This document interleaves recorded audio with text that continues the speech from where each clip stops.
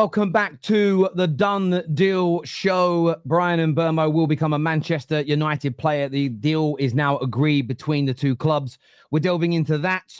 We're looking at Gyokeres to Arsenal. We're talking Ekitike to Liverpool. Could have, and I repeat, could have a big update for that for you on the show today. All that and much more. I'm joined by the brilliant Ben Jacobs. How are you, mate? Good afternoon or good morning here from New York. This is not, as I keep saying when I do lives now this week, because I want to show it off, a fake background. This is real New York behind me. It looks beautiful, mate. It looks beautiful. Well, I thought did you decide to stay a little bit longer? Yeah, a couple of days after the Club World Cup, allegedly a holiday, but obviously with the transfer window, you don't get much of a holiday because it is busy times. But Mbeumo finally over the line. Yes, absolutely, massively over the line, as you say, and a very important deal for us. Lots to talk about, and we're going to start on that today. So it's done. It's agreed. 65 million plus 6 is what's being reported. But if you could break it down for us all watching, that would be amazing, Ben. Yeah, third bid, which sort of got finessed into a full agreement. As I reported yesterday, confidence from Manchester United, they could get Mbeumo in time for their pre-season tour of America. Originally, they wanted him the week before, but the goalposts kind of moved a little bit. I think the length of negotiations allowed Brentford a lot of say because, first of all, other players went for similar amounts or got yardsticked, which means Brentford could stick to quite a high valuation. And then the Wissa situation influenced things a little bit too, because Tottenham, Nottingham Forest, Newcastle, all chasing Wissa. And I think Manchester United realised they had to be decisive and effectively pay what it takes, although Brentford may argue they've got their number of in excess of 70 million package, but Manchester United's feeling is they've got 65 million fixed fee paid over 4 years, and not all of the add-ons are gettable. So Manchester United will bill it more as 65, only 2.5 million more than Matheus Cunha, and Brentford will obviously say it went from a 45 million original bid plus add-ons to a 65 bid plus add-ons, and therefore Manchester United have gone up over the course of 6 weeks by 20 million in valuation. But in the end, just a deal that suits all parties, and Mbeumo only wanted Manchester United despite links with Spurs. It is a 5-year contract with a 1-year option, and now it'll be formalised in the coming days, and it puts a very different complexion on Manchester United's window because suddenly they've got two proven Premier League players in Cunha and Mbeumo. Now they'll turn their attention to outgoings and at the same time clarify which number 9 they want to move for in the market. Yes, and we'll get onto that in a few moments. I mean, one of the challenges for me personally, I've been very forthright about this. I feel like we've paid too much money, and that isn't because I don't rate the player. I'm so happy we've got him. I was hoping we'd get it for under that 70 million mark in totality. Of course, 6 million of it is add-ons, and we're led to understand by yourselves and Alex Cook, they're quite difficult achievements. It's sort of qualification for Champions Leagues, etc.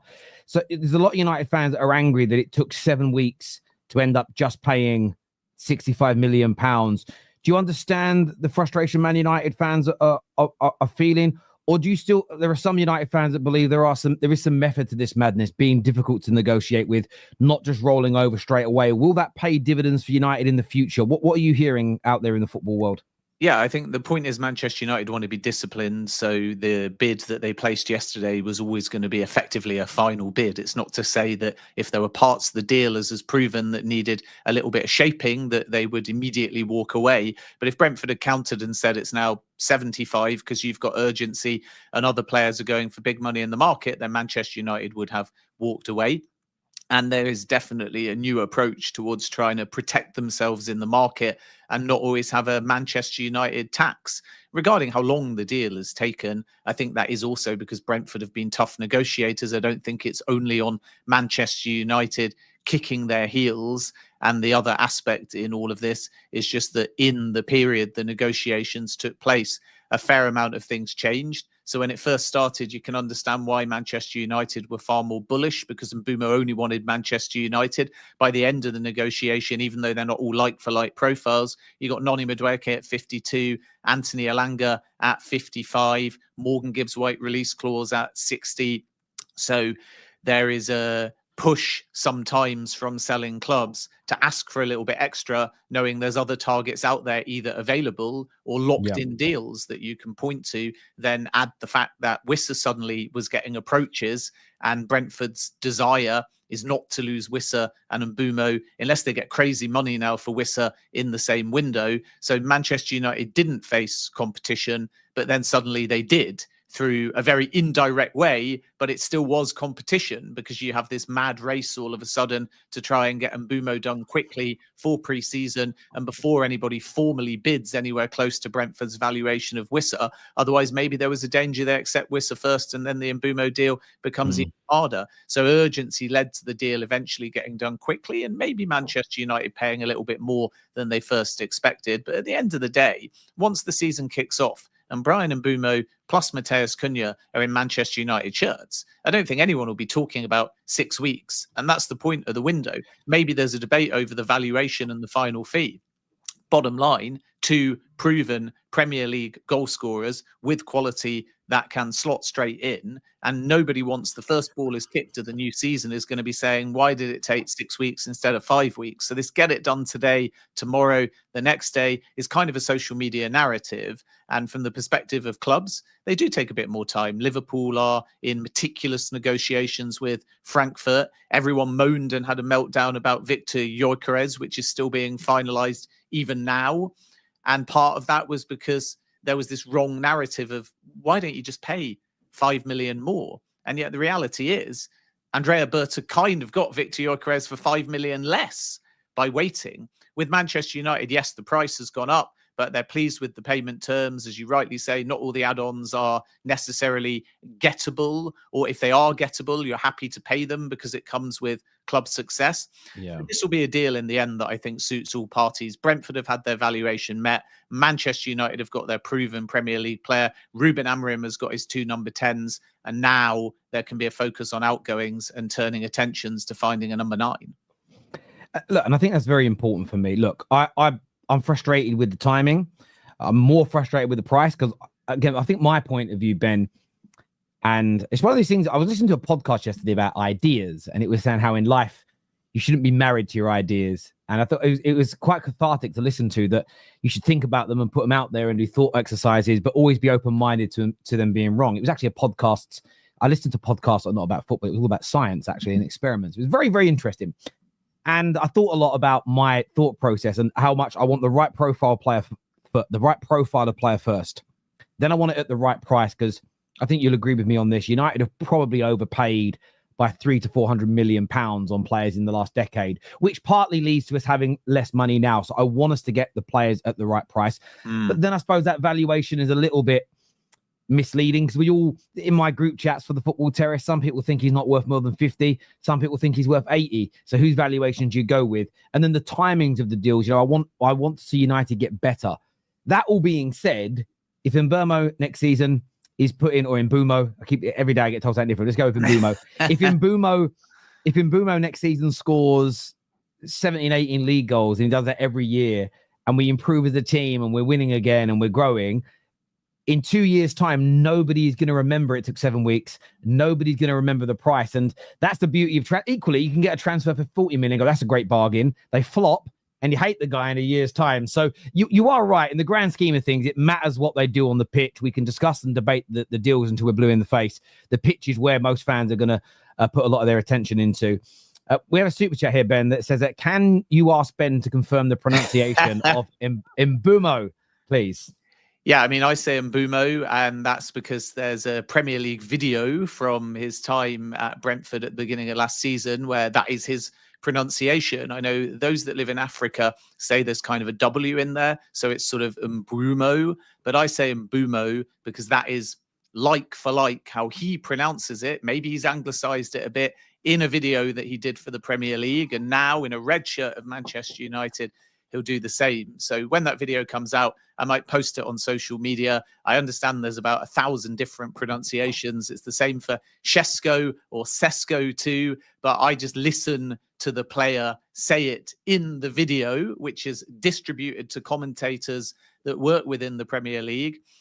And ultimately, if the player wants it that way, then perfect. It was amusing to me when Sander Berge joined the Premier League, because he was asked by Burnley, what's the pronunciation? And he said Sander Berge. And then he did the Premier League video and he said Sander Berge. And then when he was asked in a subsequent interview, why have you given your name in two different ways? He said, I just don't care. People can call me what they like. So hopefully Mbeumo is not offended if we've got it slightly wrong, but it is Mbeumo in the video straight from the horse's mouth. I also think people got to understand the way people pronounce things, right? So different people, even just in England, the way somebody from Newcastle pronounces words compared to me, an uneducated Cockney from East London. Like when I say like Cole Palmer, or if I say Kyle, when I speak in my normal dialect and say both names sound the same, Kyle and Cole. That's just how I took. Like that's what some people in the comments say. Like I say Kyle and I say Cole. When I just speak normal fluent speed, Cole, they both sound the same. In my head, I'm saying something different, but they sound the same. I don't even say horse properly. I say horse. So people have also got to remember that you're taking like a word from another language and then you're giving it to a nation like England, where within 200 miles, we sound foreign to each other. So yeah, it's one of them ones, but we'll go with Mbeumo. We'll go with Mbeumo from there. There's a few people here saying, Terry, your patient approach has cost you because you've ended up paying more. Do you think Man United being patient has caused them to cost more? Or I don't quite get it. I mean, it was either you pay this on day one or you try and negotiate it down. If we'd have offered a bigger offer if we'd have offered 60 million on day one, would they have accepted that, Brentford, is what people are asking. Well, it's hypothetical, isn't it? As journalists, we prefer to stick to the facts. They didn't do that, so we'll never know. The first bid, I think, was more a conversation starter. I don't think anyone within Manchester United thought 45 or so plus add-ons was going to get it done. But there was far more confidence in the 3-week gap between the first and the second bid. Second bid, which I broke exclusively, 55 million plus 7.5 million in add-ons. And there was this whole narrative also in the media and also from sources of if you match the Cunha fee, you're going to get this deal done. But in the end, they didn't want a Cunha fee 62.5. They wanted 65 up front. Some of that can be down to payment terms as well. So people always focus too much on the number. And if they hear 71, they go, right, you've overpaid.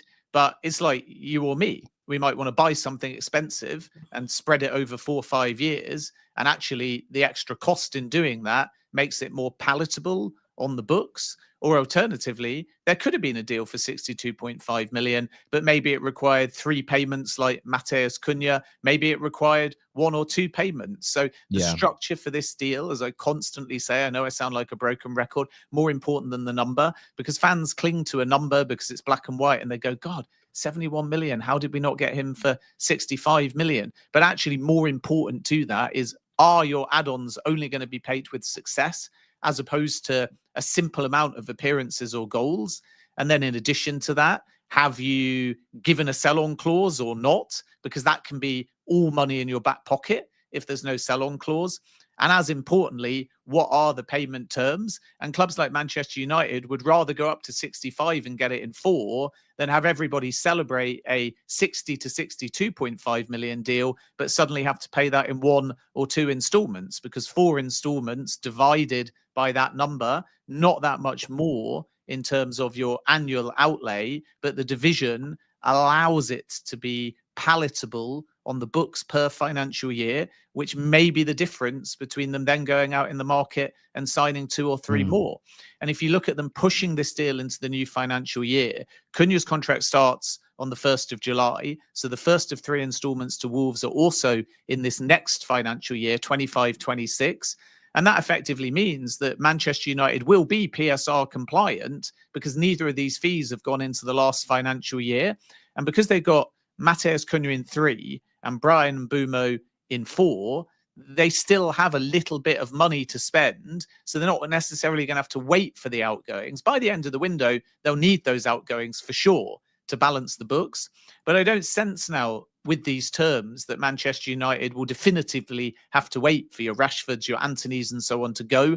I think they'll be able to now start moving on a number 9, feeling like for the right player, again on the right structure, they actually will have the finances to potentially do one more significant attack-minded signing between now and the beginning of the season. Makes sense to me, and I think the structured week that we spoke about on the show many a times are such an important and key factor when it comes to the transfers. Now, thank you for explaining that to the viewers. People that are watching, please make sure like buttons have been hit. Make sure you're subscribing. Get that bell notification turned on as well. What's next for Manchester United? I know focus will be outgoings, but what about the strikers? Because we heard a story from Sam Reports yesterday of the potential of Benjamin Sesko potentially becoming a Man United player, being open to the idea of it. Any updates, any new news on that you could share with the Football Terrace community?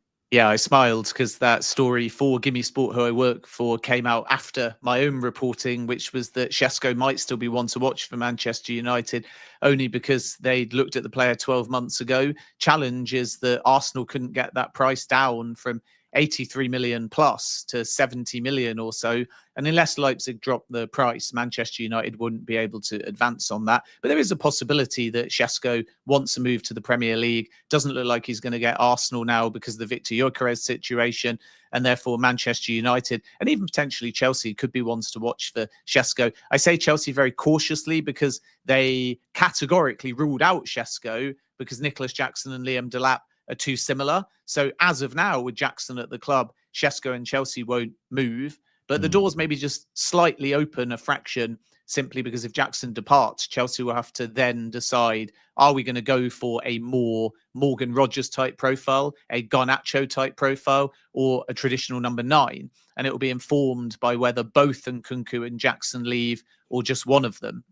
And I think Chelsea's attack-minded targets are going to be quite fluid.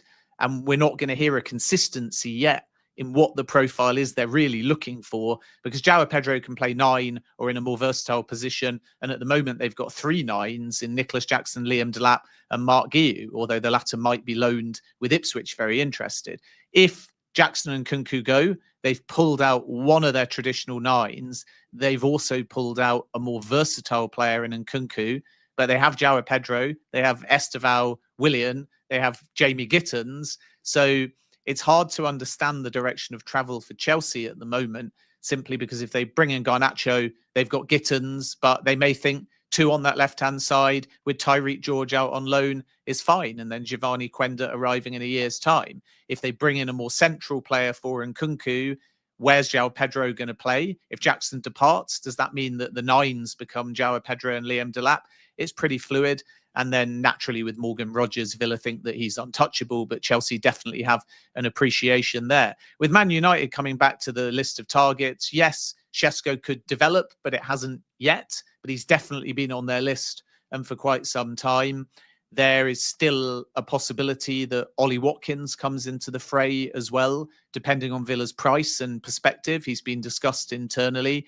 Dominic Calvert-Lewin has been oversold a bit because, a bit like Emi Martinez, it's the player side courting Manchester United and not the other way around. Alexander Mitrovic, as I broke, is a name discussed. This would be later in the window and possibly just a loan, in the same way that John Duran was offered to Manchester United. I don't think it would be in place of a younger and more long-term option. But if Rasmus Højlund, for example, was to depart, they might look to get in a young lead striker, and they still might see opportunism in doing something late in the window. So Mitrovic is on the back burner, but Manchester United are aware that if Al Hilal bring in a striker, there could be a scenario where Mitrovic becomes available at least on a loan. So that still might be one to watch towards the end of the window. But the priority, I think, will be different attackers for now. And then we'll see where they're at, maybe with 2 weeks of the window remaining. And Nicholas Jackson is the other name that is appreciated internally, as is Christopher Nkunku at Manchester United. So that will be a really interesting one, because logically, even though 2 + 2 usually makes 2 million rather than 4 in a transfer window, if Man United approach Chelsea over Nicholas Jackson, some will say that Garnacho will come up and maybe 2 separate deals will suit both clubs. It's a neat narrative. We're not there yet, but it is true that Jackson is one of the names that Manchester United are discussing. And now they've got Mbeumo over the line, they can turn their focus into clarifying that list and making a move in the market. How about goalkeepers? Because I know you mentioned Emi Martinez kind of offering himself to the club. There was a link I read, a story that I feel is relatively exclusive to, if not completely exclusive to you. The Antwerp goalkeeper has been linked to Man United. Is that an area that you think maybe later in the window? Because you've got this weird thing with Onana. He's out injured for ages. Now it isn't so bad. I can't lie, just as a fan theory, it all smells a bit fishy, if I'm being honest. But a new goalkeeper still seems to be high on the agenda. Yeah, it always was on the agenda, though, as I've reported before. Yep. You had option one, the long-standing plan, to bring in a young number two that could compete, but not necessarily assume the number one immediately. And that was with a view to Bayern likely departing, who's become a bit of a cult hero in many ways at Manchester United. But both Onana and Bayern are currently at the club. So if Manchester United stick to their original strategy, it will be a young profile, more a number two. Some of the names they liked, as we've discussed on previous shows, just didn't want to be number twos. But Manchester United had a genuine interest in Jordi Petrovic and had also looked at Joan Garcia. Each of them felt ready to make the step up to be a number one or close. Garcia got his move to Barcelona. Petrovic is going to be the number one at Bournemouth. So it's difficult with goalkeepers because naturally you want someone that's kind of ready to be a number one, but maybe you want to keep them as a number two for a little bit. And not that many goalkeepers at that level are prepared to come into a big club and take on that role because they back themselves for minutes elsewhere. So James Trafford is also appreciated by Man United, but Newcastle can likely say you're the number one immediately or you're the number one very soon. With Onana at the football club, maybe Manchester United can't quite make the same instant guarantees. So you have to go a little bit younger and back somebody to develop and be patient. Sene Lammens is certainly a name on United's radar. They've held some initial talks only on the player side at the moment this summer, and the interest dates back to January. If they pivot, and it would be a pivot, and go for a number one, it's because whilst Onana is injured, they hold talks with the player and they decide that they want to move in a different direction, but they'd have to get Onana out of the club and then be moving for a number one. And none of that is moving at the moment. The focus is on the rehabilitation. And Onana's not actually been told he's surplus to requirements anyway. So people will say if they sign a young goalkeeper, why do you not get an instant established number one? That was never the plan. If they do that, it means they've changed their mind about Onana. And the first thing they'll have to do, if that's the case, is communicate it to Onana. And they haven't. With Emi Martinez, I'll come back to what I said before. And a lot of Villa fans have sort of clamored around this and said, hang on a minute, this is all just being driven. It's all just being pushed. We're going to keep Emi Martinez. Once again, I repeat what I've always said. Emi Martinez has indicated he's keen on Manchester United. And that part gets pulled out and out of context put on social media. Never once have I said Man United have opened talks. Man United have placed a bid. Man United have focused on Emi Martinez. I've always said Man United would only focus on Emi Martinez if Onana leaves, and the communication has not been given to Onana. So this is Emi Martinez courting Manchester United at the moment anyway, more than Manchester United courting Emi Martinez. And Villa fans irked by the link might want to start asking Emi Martinez why he's pushing for a potential move to Manchester United, rather than assuming from the journalist's point of view that we're just fueling this without any substance. And I repeat again what I said before, that it is Emi Martinez pitching, saying he's open to Manchester United. Manchester United are unmoved at this stage because they either are going to persist with Onana or they haven't yet made a determination on it. So it could be a case the number one goalkeeper situation at Manchester United becomes a topic of conversation later in the window. But for now, Manchester United's position hasn't really changed. They're sticking with Onana, even though he's injured, at least as of today. And then as a consequence, they continue to profile a younger kind of goalkeeper that can come in as a number two. Comprehensive update there as ever. And I mean, I've seen a lot of yourself and your colleagues this summer. It's been the worst summer for it I've seen. So many of you are supposedly taking brown envelopes from Liverpool to push certain narratives about Isak, brown envelopes from Man United to push certain narratives about Emi Martinez. It's kind of funny. And then the things they say that you've said are not even true. And it's like this Mbeumo deal we've just been talking about. For weeks, I've said, look, you know, the base price that Brentford wanted. I remember hearing you say this on the United stand. I remember the first tweet Fabrizio put out about it was sort of 70 million was this. I think you said 70 million was like high end what they wanted. I think Fabrizio's words were Brentford on the base of that. And for months, it was like, no, they're just lying and saying that to make Man United look better if they get the deal cheaper. And then we end up paying it with add-ons.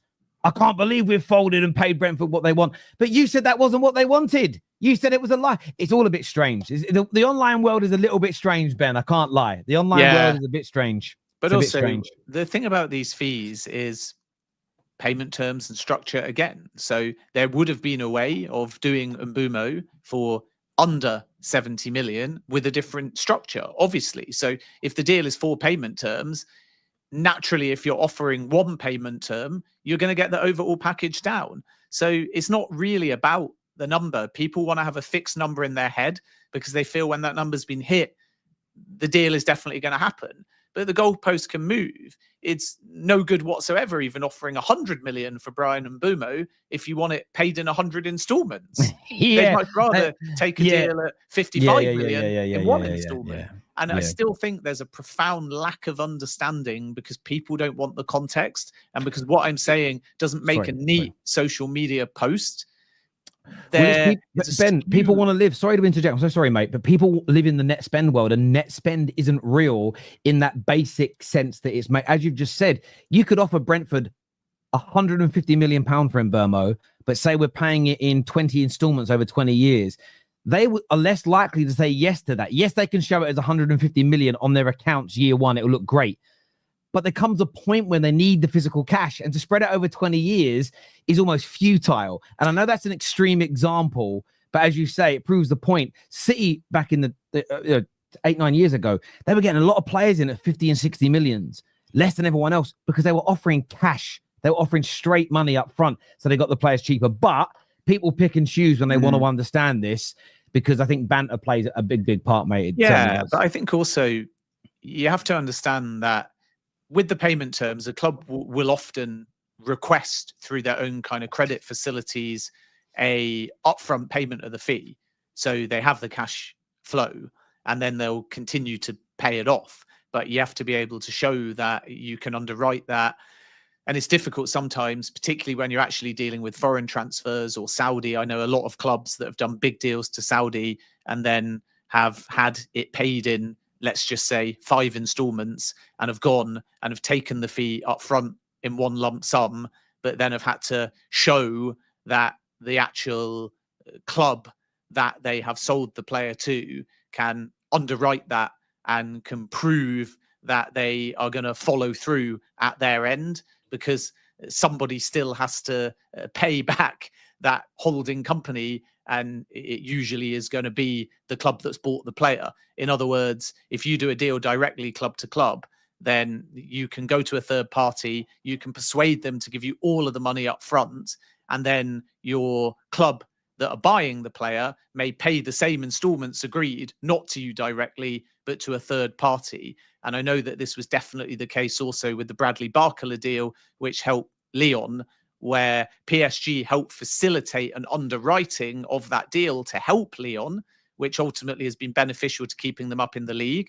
There was an advance on the whole transfer fee, and now PSG are working with Lyon to underwrite and facilitate the month-by-month or the year-by-year payment terms. So there are workarounds and ways of getting the cash flow.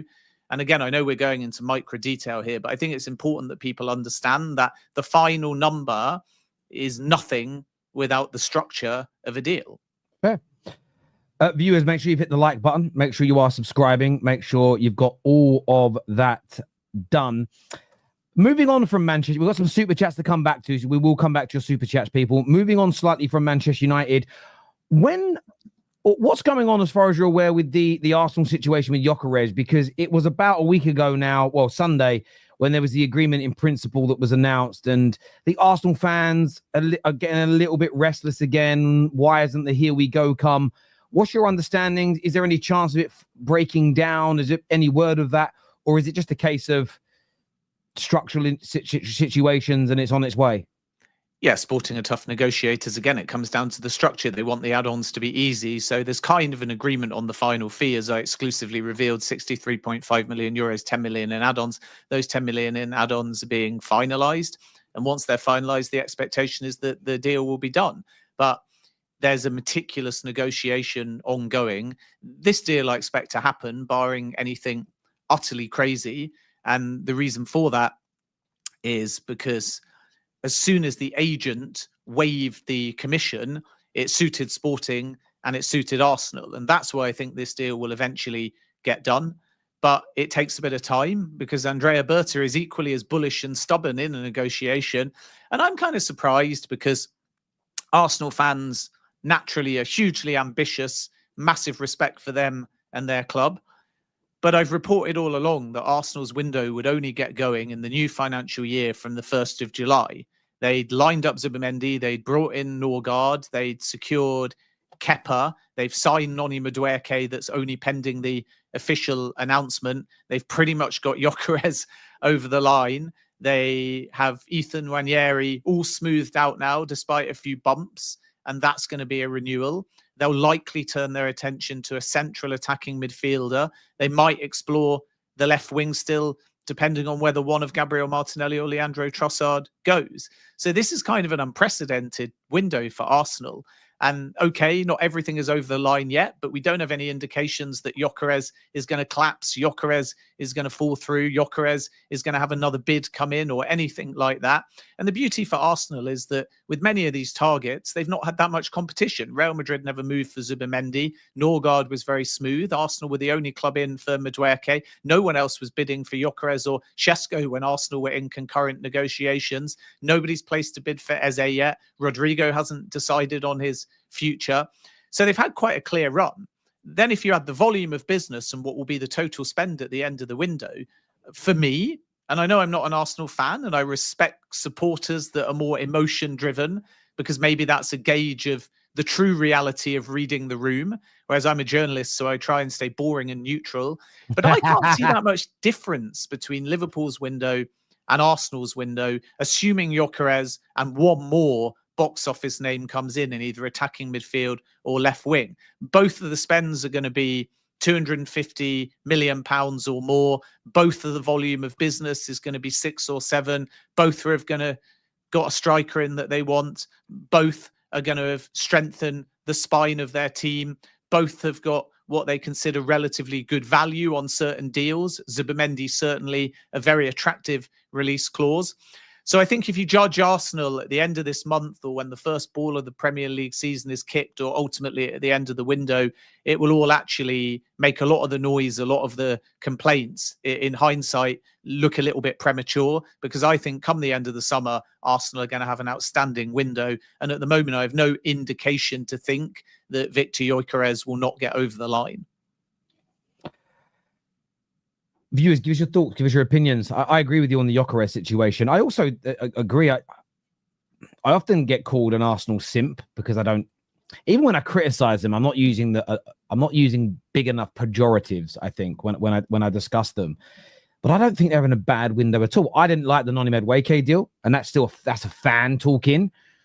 But overall, I'm looking at the fact that Gyokeres, I think is going to happen. I think Zubimendi is arguably one of the most underrated signings of the summer.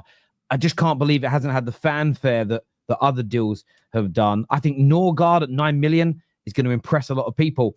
The other deal that yeah, I think it is. I think this is a guy that's just not a steady Eddie. Sounds disrespectful, and it would be if you were buying Norgard to be your linchpin in midfield to try and win a title. But that's not what he's going into Arsenal to do. He's a very reliable, very capable, technically gifted, readily available player who I think will pay dividends for them at like 10 million, as you exclusively broke. Ben, what's the latest with Eze? Because I think that's another deal I think that would maybe calm the emotion of Gooners a little bit.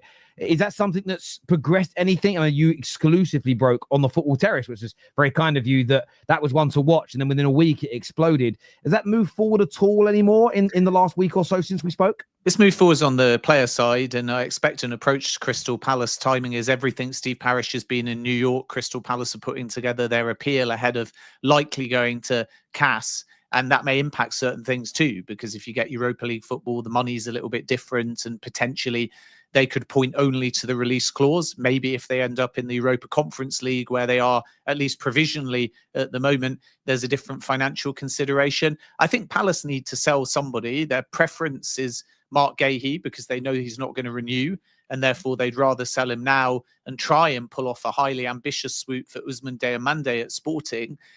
With Eze and Mateta, club preference is clear. They'd like to keep them, but Eberechi Eze's got a release clause. So Arsenal are waiting for the right time to speak to Crystal Palace. And it's not necessarily, although they might, of course, a bid. It might be first a conversation as to whether this is release clause or nothing, and how genuine Palace's position is, or whether there's a little bit of scope around the release clause. Eze would be keen on a move to Arsenal. Tottenham not in the race at the moment. They've considered Eze, but it's nothing more than appreciation. And I don't think that will change unless the Morgan Gibbs-White deal falls through. So again, it's another one where Arsenal can take their time, because nobody else at the moment is bidding or trying for Eze. If a Chelsea, if a Newcastle, etc., entered the race, different story. Even Bayern have got some appreciation for Eberechi Eze, but until somebody actually goes to Palace other than Arsenal, they can kind of explore it on their own terms. So I'm expecting a conversation with Crystal Palace, and sooner rather than later, but at the moment all the contact has been on the player side. I think the other thing Arsenal need to decide is, if you've got Noni Madueke who can move to the left, and if you have Ethan Nwaneri who may get more game time through the centre as well as on the right, Arsenal need to decide what their next priority is. Is it a specialist left winger, in which case probably Martinelli or Trossard has to go? Or is it more a central attacking midfielder, with the benefit in Eze's case that he can move over into that wide left area if required? And I think they're leaning towards an attacking midfielder over a left winger first. And then whether or not they add a left winger remains to be seen. Again, it might require an exit, but Noni Madueke clearly hasn't just been pitched for 52 million to come in and be Saka's backup. There's also the ability for him to switch over to that left-hand side. So it's a fluid situation, but Andrea Berta is on it. So this notion that Arsenal are being slow, this notion that Arsenal are not doing anything, is massively undermined by their volume of business already, their spend already, and the fact that Berta doesn't mess about in the market. If there's a delay, it's usually because Berta has a tactical reason for it. It's not quite as meticulous or as discreet or as tunnel vision as under Edu, who had a different way of negotiating, decided on the target, leveraged the fact that it's Arsenal, players will want to join, and had like a hyper focus. Berta's happy to throw out 5 or 6 different options simultaneously, flood the market with a little bit of intrigue, complicate the situation by each club thinking there's another deal that he could do. So he's got one contract in his left hand, he's got one contract in his right hand, and he's got both fists closed. And then he goes into the conversations not really showing his hand. Edu was the opposite. He'd show his hand early, they'd get player buy-in, and they'd say, we're Arsenal, we're going to get the deal done. And often he did. So there's not a right or a wrong, but this is the Berta approach. He's a bit more maverick. So the idea that he's just resting on his laurels and waiting and not doing anything, as some Arsenal fans allege, they obviously haven't seen Berta before, and they obviously haven't looked into his history at Atletico Madrid, because he doesn't sit still in the market. And that's why I'm still expecting a very busy and continued productive window for Arsenal. Any question, viewers, make sure you get them into us whilst we're live now. Get like buttons hit as well. This is what I mean by football fans. This is what I love about my channel. This is the best comment of the day for me. Terry deluded to think we've overpaid. That's me being subjective, just based on my own valuation and what I would like to have done and how I would like the deal to have happened. Even though we got it 5 million under the 70 million, it's just my personal opinion. You don't have to agree with it. You may think I'm deluded, and that's fair to call me out. It's just a personal belief. But as Ben's alluded to, and I'll say objectively, if he goes and bangs in 20 league goals next season, none of us are going to care whether we pay 65, 75, 85 or 105. That's all I would say on the matter. I would now rather focus more about what the player is going to do. And how you know it's a good deal for Man United on paper is that most fans want to focus on the money now, which is ironic because for weeks I've been saying, let's get the right deal value-wise. And everybody said, screw the money, just pay it, it's not mine. Suddenly everybody cares about the money because they don't want to move on to the important conversation, which is the player and how will he help Manchester United. It's as see-through as a freshly cleaned window. Staying in London, what's the latest with Chelsea? A few of their fans at the Club World Cups ended a week ago. They haven't really moved on too much. There has been a link to Hato, the centre-back. Is there any new business expected there that's sort of not being sort of discussed at the minute, that we're not really seeing out there on social media? For Chelsea, was this? Chelsea, sorry. Chelsea, sorry. Yeah, I think with Chelsea, the next desire will be to focus on those outgoings. Is it going to be Nkuku and Jackson, or just one of them? And then all these other players, Raheem Sterling in particular, and Joao Felix, because they're on big wages. And then obviously a string of others, including, for example, Axel Disasi, Ben Chilwell, Amanda Broja, Alfie Gilchrist, who I broke earlier, has firm interest from the Championship, which I think is where he'll end up. But there has been a Saudi inquiry for him as well, because he fits the kind of profile that several clubs are looking for. And then a defensive reinforcement is possible. I still sense that defender that comes in will have to be able to play left back, because Renato Vega was supposed to be the Swiss Army knife. And Chelsea really like him because he can play left back, centre back, or defensive midfield. But Vega, with a view to the World Cup, wants to be playing centre back every single week. And I think the fact he didn't go to the Club World Cup probably suggests a parting of ways. It will be amicable, because Chelsea would keep Vega if he's prepared to follow their pathway. But the player's thinking more about, I need to specialise as a centre-back and play every week, because that's the best chance of being on the plane to America, Canada and Mexico. So Jorel Hato is one name. Chelsea have held some fresh talks. We know that they've looked at Mark Gay as well, but I don't expect them to move if the price stays at 45 or 50 million. And the same can be said for Liverpool. There's some overlap in targets. I think Liverpool like Hato. They're also looking at Gay as well, but it will all depend on price with both. Ajax wants 60 million at the moment for Hato. Clubs that are interested value him more at 35 to 40 million. And again, with Gay, I think that those that may proceed might be looking at the 35 or 40 million mark, because he's only got a year left of his contract. If Palace insist on 45 or 50 million, a deal might not get done. But the Gay price could drop, because Crystal Palace actually, like I said earlier, would be willing to sell, simply because they don't want to lose him on a free transfer, and they know that Gay won't sign a new deal. But there'll be less of a player agitation, because game time in a World Cup year is really important to Gay. And I think that he's quite prepared to stay at Crystal Palace, see out his contract, play every week, and give himself the best possible chance of being selected by Thomas Tuchel. And that's kind of where we're at with Chelsea. Of course, they could look at the goalkeeper situation, but Rob Sanchez was goalkeeper of the tournament at the Club World Cup. Few people in the chat asking about Mike Maignan. They've not revisited it again yet. It's a long window, but there was that golf evaluation. And for now, those talks have ended, at least. And then whether or not Chelsea add another goalkeeper may depend on if they feel that they've got enough cover, because Bettinelli went to Man City, Petrovic has gone to Bournemouth, Mike Penders is likely to be loaned to Strasbourg. So it leaves them again with Rob Sanchez and Philip Jorgensen. And maybe they will decide come the end of the window, or obviously during it, but for the end of the window, they need one more. But at the moment, it's not like an active or urgent topic of conversation. They're much more focused on outgoings. And then, as we alluded to before, they could still add another attacker. Absolutely. Chelsea fans, give us your thoughts, give us your opinions in the comments section below. We are going to come to your super chats in a bit, people. We haven't forgotten about them, or your member chats. They will come up on the show. In relation to Liverpool, crazy week, exciting week. What's going on when it comes to Ekitike, to Liverpool, the Isak situation? Give us your understanding. I know you're very close to this. I know that's why you've been on your phone during the show as well. I know you've been checking on some bits and pieces. Give us the latest, please, Ben. Yeah, so the Hugo Ekitike situation is that the talks are advanced, and the deal is likely to cost in excess of 80 million euros.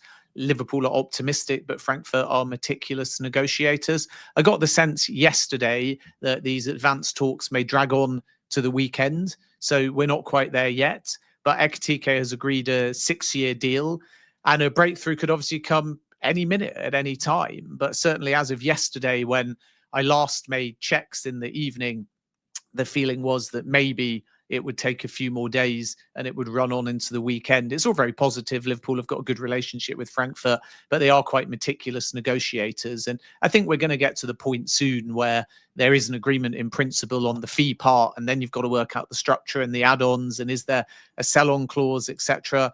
So all of these things take a little bit of time, and I'll update hopefully later today on the progress and whether Liverpool are going to get him in time to get on the plane for their pre-season. Doesn't really matter, because people kind of make out like these deals are rushed so a player can travel. And I suppose that is the case with Bryan Mbeumo, because yesterday Manchester United knew if they could get it done this weekend, he could be formalised by Saturday, Sunday, Monday, and then on the plane with them. But let's say they go on the plane and it gets done a day later, then we live in a modern world where the player can get on his own plane and fly out and be with them 24, 48 hours later. So it's never a hard deadline. But at the moment, it's a little bit of a race against time to see if they can come to an agreement in time to get him out to Asia. And again, the last update that I had was it was all very positive, but it might drag on to the weekend. Yeah. There's a few theories amongst us football fans, Benjamin. And that is that the Isak deal could still rear a sting. There could still be a Liverpool situation there. And I don't want it to happen. Newcastle fans think I'm a brown envelope here. They think I'm taking payment from Liverpool to push this.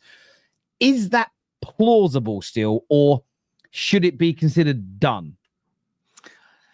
Well, I think Hugo Ekitike was a target, as I reported, right at the beginning of the window. He scored very high in the data. There was Isak, there was João Pedro, there was Hugo Ekitike. And those were always the three names that I heard for Liverpool. And the fact that Ekitike is now being advanced is an indication that he was approached even before Isak. But as I also reported, and it was slammed at the time, as you would expect, because it's a very emotional topic, and full respect, by the way, and love for Newcastle fans who I always engage with and go on a number of their podcasts. But they were always going to try as well for Alexander Isak. And what happened? They tried for Alexander Isak. So Newcastle's position is not for sale. The fact they've walked away from Ekitike and don't have a striker will only harden that position as of now. If they'd have got Ekitike, then was there a window of opportunity for Isak? Potentially. But either way, this is just standard Liverpool behaviour, trying for Isak to understand the situation, to make it clear they're prepared to bid, and having Hugo Ekitike. And it will be billed as a power play. It will be billed as we're either going to take Isak off you or we're going to hijack your deal for Ekitike. But I don't think that's the reality. I think Ekitike was always there.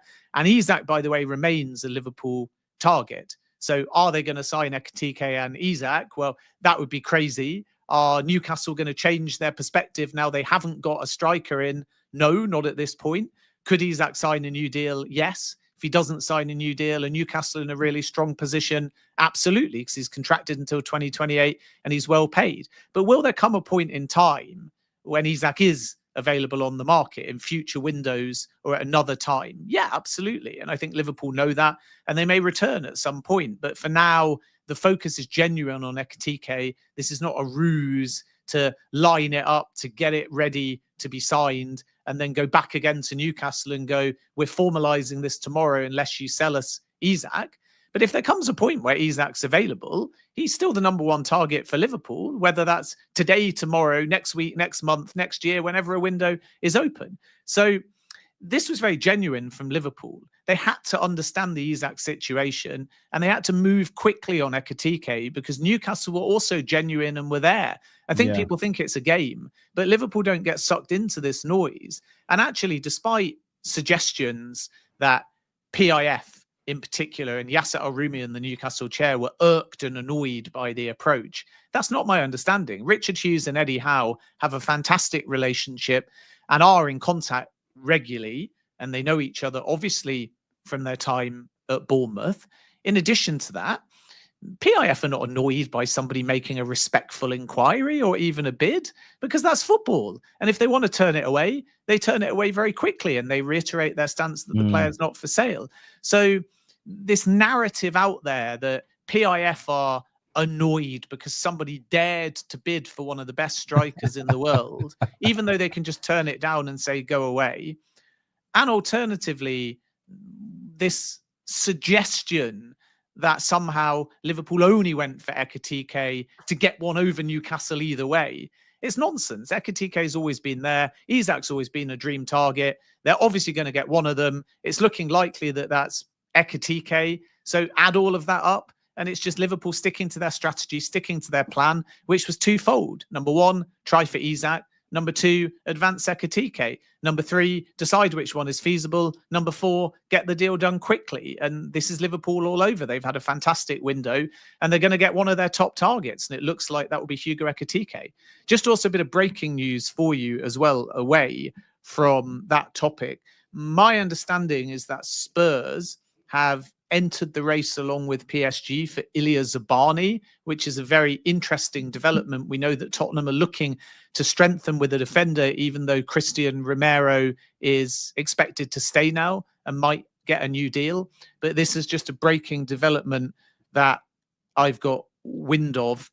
And the other thing that has done the rounds from various sources is that Al Hilal might even be prepared to entertain an audacious bid for Alexander Isak. I'll have more on that throughout the day. I don't think Isak would go to Saudi personally.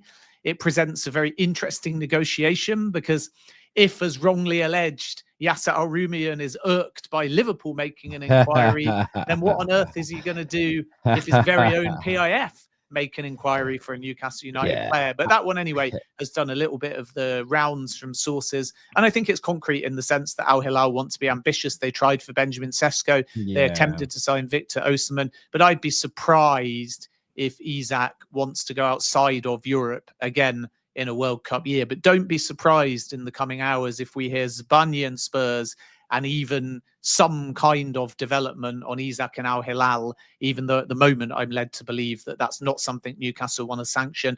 And it's also not a kind of move at this stage in his career that Alexander Isak will want to go for.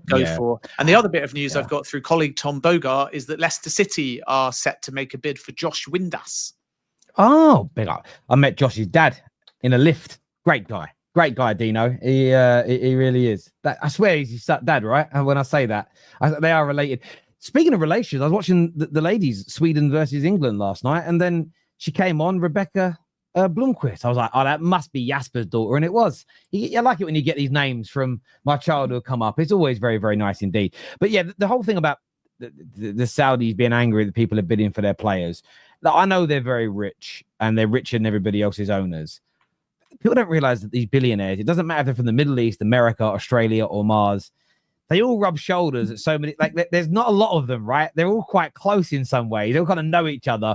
This idea they're all going to start warring over this, I don't think people realize they don't treat it like us fans do. They don't see it like we do. It's kind of crazy. We have a few super chats here that I just want to share.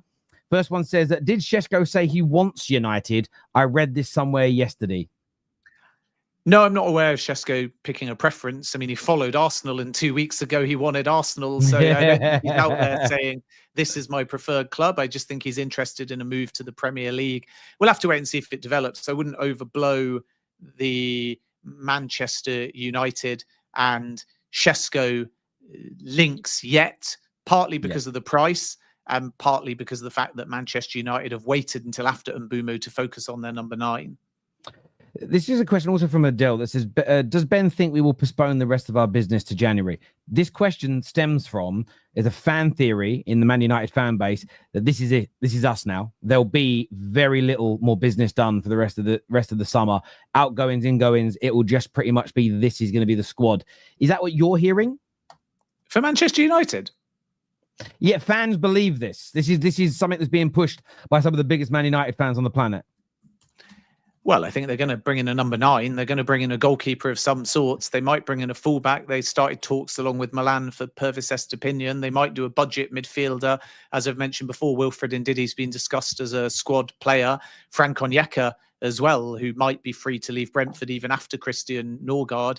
And then if you look at the volume of outgoings, they're going to be busier than most, you would think. So they've got to resolve Anthony and Sancho. and obviously Rashford and Garnacho too. So my expectation is that Manchester United will be working right up until the final minutes of the market. And I don't think they'll be stopping at just these two players. There will be more incomings as far as I'm aware. Another comment here says Lunin available for 17 million. Yeah, Lunin could be available in the market. It's a relatively high price for a goalkeeper if he's not coming in as a number one. And I think he would also want to be starting. So I come back to what I said before. I know it sounds a bit like a broken record, but to reiterate again, original plan, find a number two and someone comfortable with being a number two and waiting a little bit. If they don't inform Onana he's surplus to requirements, then a lot of these number ones or close to number one type goalkeepers, whether that's Lunin, whether that's James Trafford in the past before he went to Bournemouth, Jordi Petrovic, Ilham Melia a year ago, but they went off the boil because he didn't have a good season with Leeds last campaign and he was dropped in the Championship. But all of these names want minutes. So they've got to find a young profile that will be patient and will know that he's the number two to Onana, or they've got to pivot and tell Onana he's surplus to requirements and then move for a number one. And at the moment, they haven't communicated that to Onana, which means a lot of these links with box office or number one seeking goalkeepers are premature,